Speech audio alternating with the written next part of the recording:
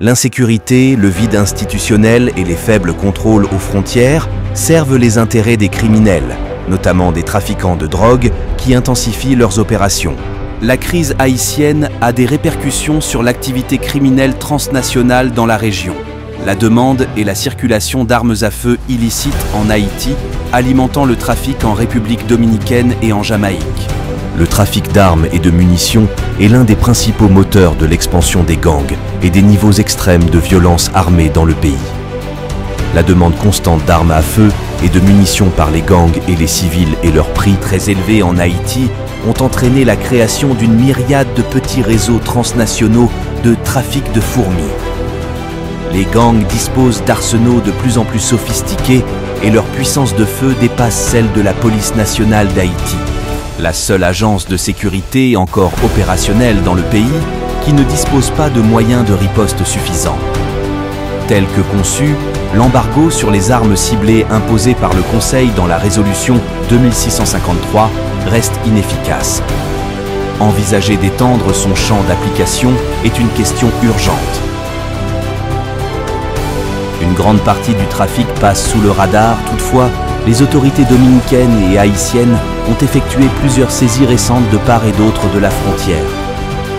Les affaires concernent souvent du matériel acheté à l'origine aux États-Unis et acheminé vers le marché illicite de la République dominicaine.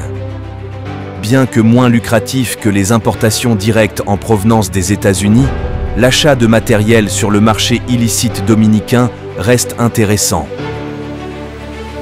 Un fusil semi-automatique coûtant entre 500 et 700 $ aux États-Unis peut se vendre environ 2500 $ en République dominicaine ou 2 à 3 fois plus en Haïti.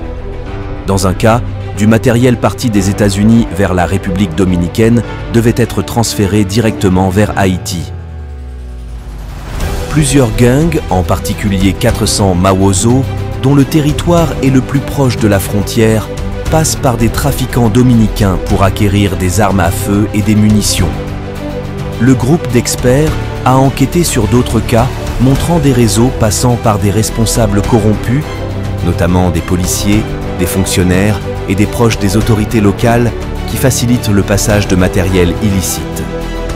Dans la plupart des cas examinés par le groupe d'experts, le trafic passe par le poste frontière de Belader, par lequel la plupart des marchandises officielles en provenance de la République dominicaine entrent en Haïti.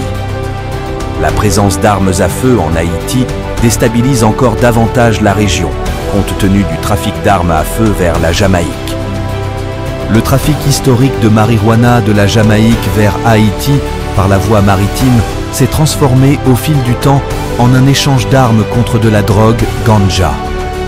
Selon des sources de sécurité régionales enquêtant sur la question, une arme de poing peut s'échanger contre 18 kg de marijuana, environ 2000 $, ce type d'arme à feu étant particulièrement demandé en Jamaïque.